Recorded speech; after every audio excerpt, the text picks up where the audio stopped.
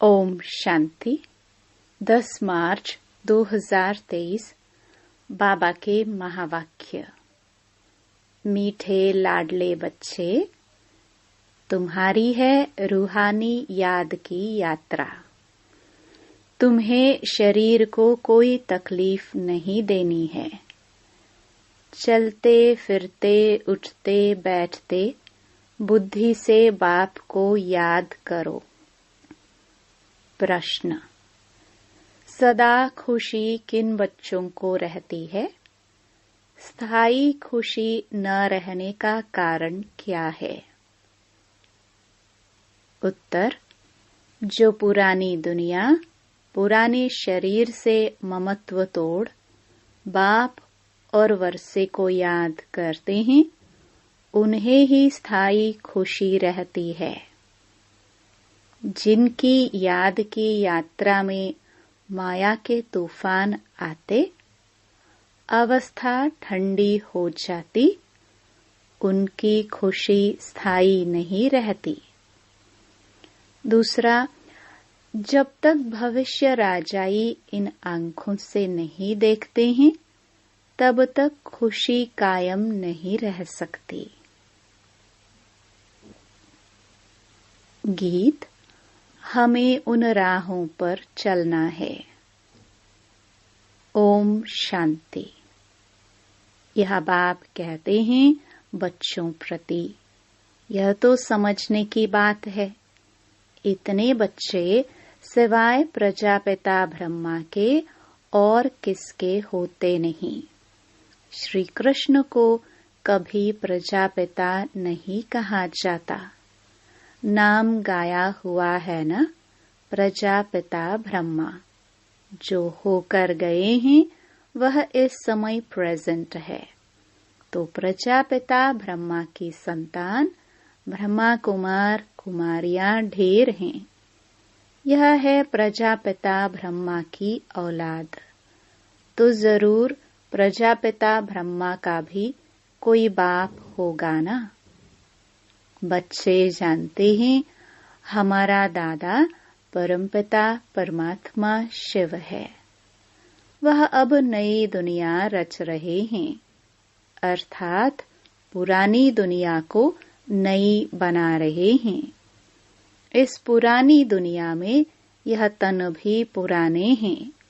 नई दुनिया में सतो प्रधान नए तन होते हैं। वह कैसे होते हैं? देखो इन लक्ष्मी नारायण को। यह है नई दुनिया के नए तन। इन्हों की महिमा भारतवासी जानते हैं। यह स्वर्ग, नई दुनिया, नए विश्व के मालिक हैं। नई दुनिया जो थी वह अब पुरानी है। 84 जन्म लेने पड़ते हैं ना। इनका भी पूरा हिसाब है। कौन पूरे 84 जन्म लेते हैं? सब तो नहीं लेते। 84 जन्म सिर्फ वही लेते हैं जिनका आदि से अंत तक पाठ है। जो पहले इस सृष्टि पर थे, हर एक बात लाडले बच्चों को धारण करनी है। यहाँ कोई मनुष्य को नहीं समझाते।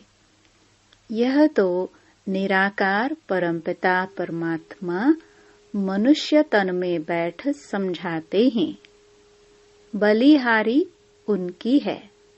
वह नहीं समझाते तो हम कुछ भी नहीं जानते। हम तो बिल्कुल तुच्छ बुद्धि थे।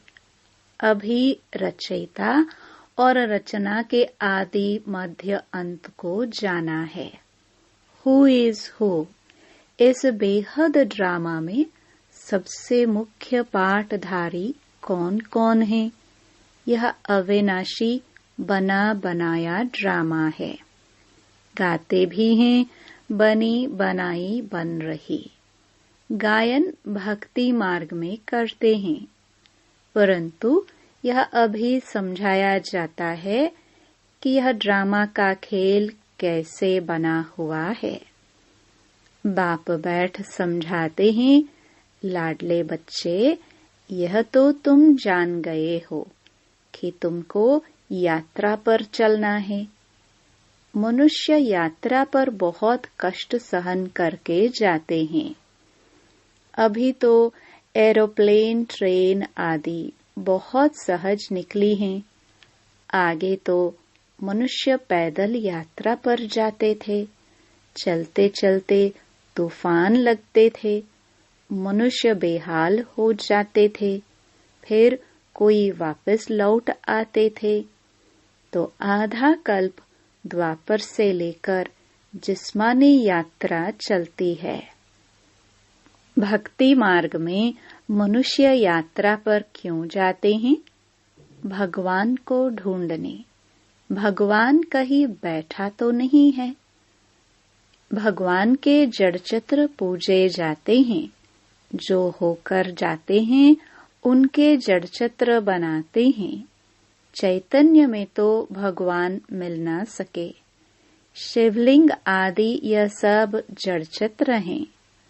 जड़ चित्रों को देखने के लिए यात्रा करते हैं। यह एक भक्ति मार्ग की रस्म है। जानते हैं, परंतु कोई की भी बायोग्राफी को नहीं जानते कि यह कौन है, कब आए थे। शिव जयंती मनाई जाती है, परंतु उनको भी जानते नहीं। आजकल तो इस उत्सव को भी उड़ा दिया है, क्योंकि इनका नाम रूप आदि प्राय लोप होना ही है। अभी तुम जानते हो, ऊंचे ते ऊंच ज्ञान का सागर सुख का सागर है। सागर से अभी हमको ज्ञान मिल रहा है। वही बेहद का बाप अभी प्रैक्टिकल में है। अमरनाथ भी शिव बाबा है ना। दिखाते हैं बर्फ का लिंग बन जाता है। मनुष्यों को ठगने के लिए गपोड़े तो बहुत लगाए हैं। तो उस जिस्मानी यात्रा पर तकलीफ बहुत होती है। यह है रूहानी यात्रा। इसमें शरीर की कोई तकलीफ नहीं है। तुम बच्चे समझते हो हम बेहद के बाप के बच्चे हैं। भक्ति मार्ग में जन्म जन्मांतर याद करते आए हैं। अब स्मृति आई है। बाप कहते हैं, तुम 63 जन्म ढूंढते ढूंढते उतर गए। पहले एकदम कड़ी नवधा भक्ति करते हैं, फिर भी दुनिया को तमो प्रधान तो जरूर होना है। झाड़ वृद्धि को पाता है जरूर। एक भी मनुष्य वापस मेरे पास आ नहीं सकते। नाटक में सबको अपना पार्ट बजाना है। सतो रजो तमो में आना है। नंबर 1 का ही मिसाल लो। नंबर 1 लक्ष्मी नारायण सतो प्रधान थे, अब तमो प्रधान हैं, जिसमें ही फिर शिव बाबा ने प्रवेश किया है, क्योंकि इनको ही फिर नंबर 1 बनना है। फिर प्लस में माँ को रखते हैं। माताओं को लिफ्ट देनी होती है। पहले लक्ष्मी, फिर नारायण। माताओं का नाम ऊंचा किया जाता है। माता सदैव पतिव्रता होती है। पुरुष कभी पतिव्रता नहीं होते हैं। वंदे मातरम कहा जाता है। इस समय तुम बाप के बने हो, तो तुम हो जाते हो ब्रह्मा कुमार कुमारी। माता गुरु बिगर कभी किसका उद्धार होता नहीं। गुरु तो बहुत ढेर के ढेर हैं, फिर भी कलयुग घोर अंधियारा हो गया है। कितने गुरु गोसाई हैं। कहाँ कहाँ हरिद्वार आदि में उन्हों के मंदिर बने हुए हैं। नहीं तो वास्तव में मंदिर उसको कहा जाता है जिसमें देवताएं होते हैं। सन्यासी लोगों का कभी मंदिर नहीं होता है। मंदिरों में तो देवताएं ही रहते हैं, क्योंकि उन्हों की आत्मा और शरीर दोनों पवित्र हैं। इन महात्माओं की भल आत्मा पवित्र है, परंतु शरीर पवित्र मिल नहीं सकता, क्योंकि तत्व भी तमो प्रधान है।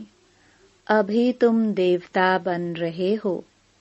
बनाने वाला है परमपिता परमात्मा।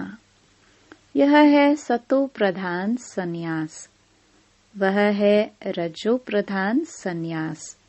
यह बाप के सिवाय कोई सिखला न सके। तो बाबा ने समझाया है कि वह है जिस्मानी यात्रा, यह है रूहानी यात्रा।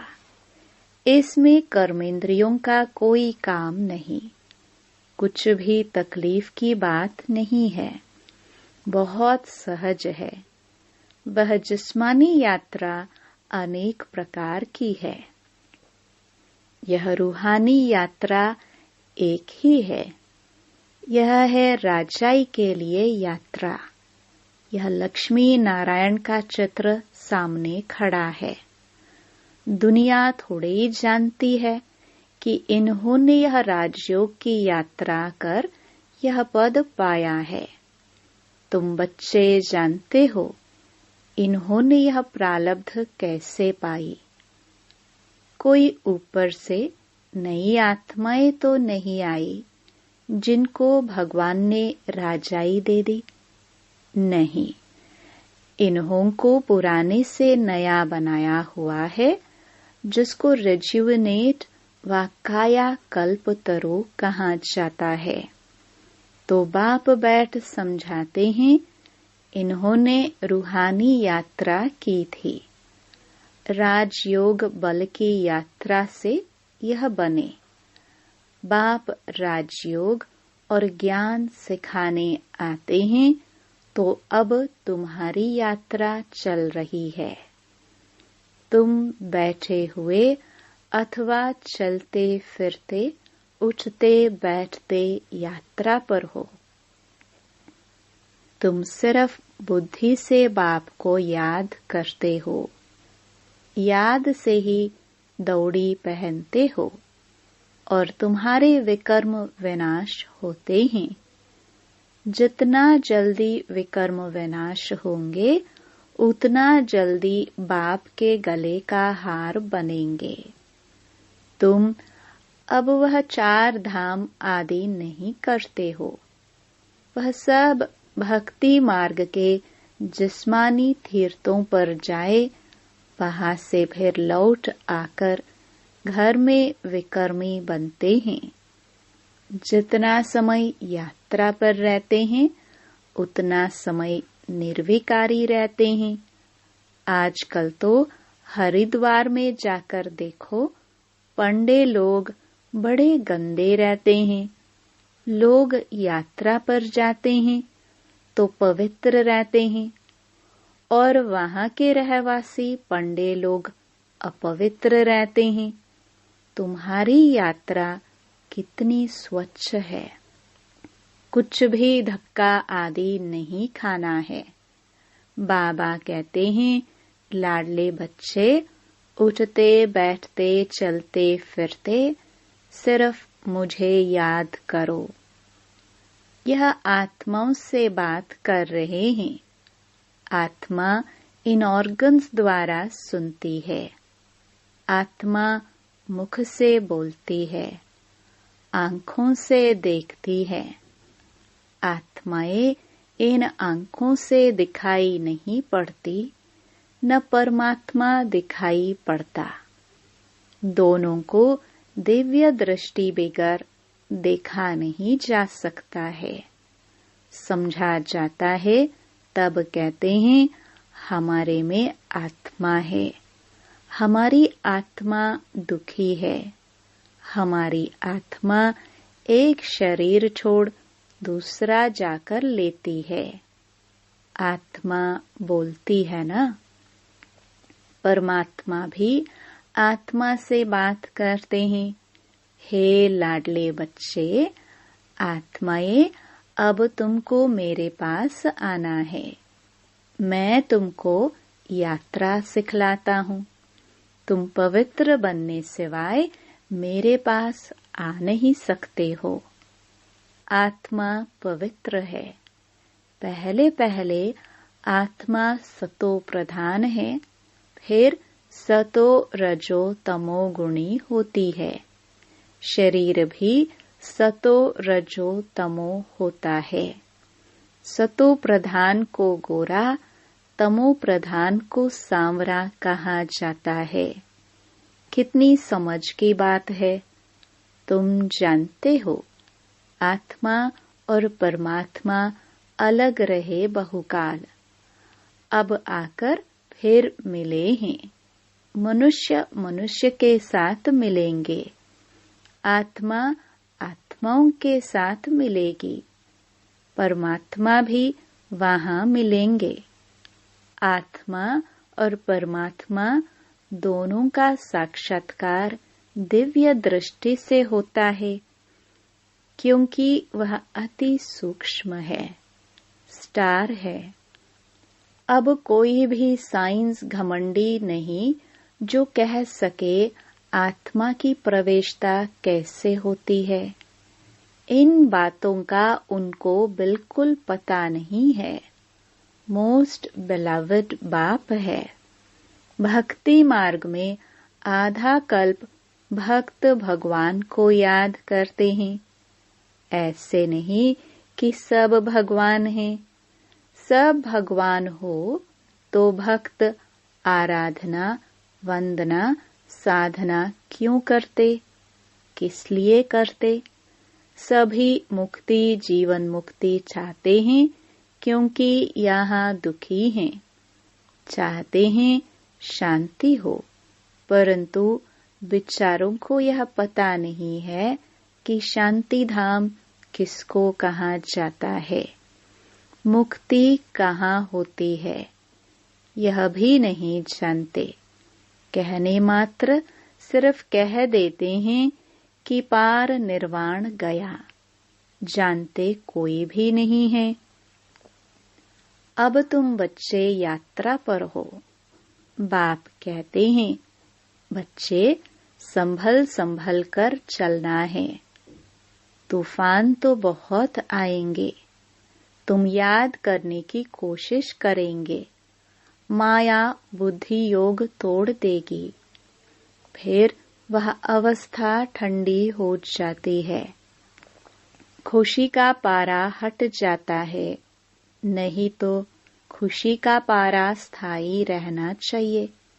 इन आंखों से वह राजाई देखते हैं तो खुशी कायम रहती है। यहाँ तुम बुद्धि योग से जानते हो कि राजाई मिलती है। राजाई के लिए हम पढ़ रहे हैं।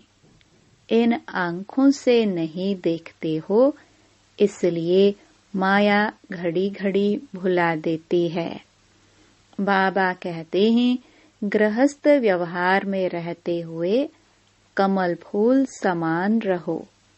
पुरानी दुनिया, पुराने शरीर, सबसे ममत्व तोड़ते जाओ। एक बाप को याद करो। पहले तुमको बाप के पास जाना है, फिर नई दुनिया में आना है। बाप और वर्षे को याद करो, फिर जब हम यहाँ आएंगे तो वह होगी प्रारब्ध, उसको याद नहीं करेंगे। अभी हम पुरुषार्थ करते हैं भविष्य प्रारब्ध पाने के लिए। यहाँ मनुष्य पुरुषार्थ करते हैं यहाँ की आजीविका के लिए। हम भविष्य की आजीविका के लिए पुरुषार्थ करते हैं। गृहस्थ व्यवहार में रहते फिर यह कोर्स भी उठाना है, नॉलेज को धारण करना है, फिर तुमको पुरुषार्थ नहीं करना होगा। वहां तुम पुरुषार्थ नहीं करते, प्रारब्ध भोगते हो। तुम जानते हो हम भविष्य बनाते हैं, वहां प्रारब्ध भोगेंगे। वहां याद नहीं रहती कि हम प्रारब्ध भोगते हैं। फिर तो पुरुषार्थ भी याद पड़े। पुरुषार्थ और प्रारब्ध दोनों ही भूल जाते हैं। प्रारब्ध भोगते रहते हैं, पास्ट का पता नहीं रहता। अभी तुम पास्ट, प्रेजेंट, फ्यूचर को जानते हो और कोई मनुष्य नहीं जो पास्ट, प्रेजेंट, फ्यूचर को जानते हो। इसको कहा जाता है त्रिकालदर्शी। बाबा ने रूहानी यात्रा और जिस्मानी यात्रा का कॉन्ट्रास्ट भी अच्छी रीति समझाया है। जिस्मानी यात्रा जन्म जन्मांतर करते आए। यह रूहानी यात्रा है एक जन्म की। स्वर्ग में जाएंगे, फिर लौटकर इस मृत्यु लोक में आना नहीं है। अच्छा, मीठे मीठे सिखलदे स्वदर्शन चक्रधारी बच्चों प्रति माता पिता बाप दादा का याद प्यार और गुड मॉर्निंग। रूहानी बाप की रूहानी बच्चों को नमस्ते। धारणा के लिए मुख्य सार। पहला, सतो प्रधान संन्यास से आत्मा और शरीर दोनों को पवित्र बनाना है। पुरानी दुनिया और पुराने शरीर से ममत्व तोड़ देना है। दूसरा, त्रिकालदर्शी बन पास्ट, प्रेजेंट, फ्यूचर को बुद्धि में रख पुरुषार्थ करना है। नॉलेज को धारण कर स्थायी खुशी में रहना है। वरदान, पुराने हिसाब किताब को समाप्त कर संपूर्णता का समारोह मनाने वाले बंधन मुक्त भव। इस पराये देश में जब सभी बंधन युक्त आत्मा बन जाते हैं, तब बाप आकर स्वरूप और स्वदेश की स्मृति दिलाकर बंधन मुक्त बनाए स्वदेश में ले जाते हैं और स्वराज्य अधिकारी बनाते हैं। तो अपने स्वदेश में चलने के लिए सब हिसाब किताब के समाप्ति का समाप्ति समारोह मनाओ। जब अभी यह समारोह मनाएंगे, तब अंत में संपूर्णता समारोह मना सकेंगे। बहुत काल के बंधन मुक्त ही बहुत काल के जीवन मुक्त पद को प्राप्त करते हैं। स्लोगन, अपने उमंग उत्साह के सहयोग और मीठे बोल से कमजोर को शक्तिशाली बना देना ही शुभ चिंतक बनना है। ओम शांति।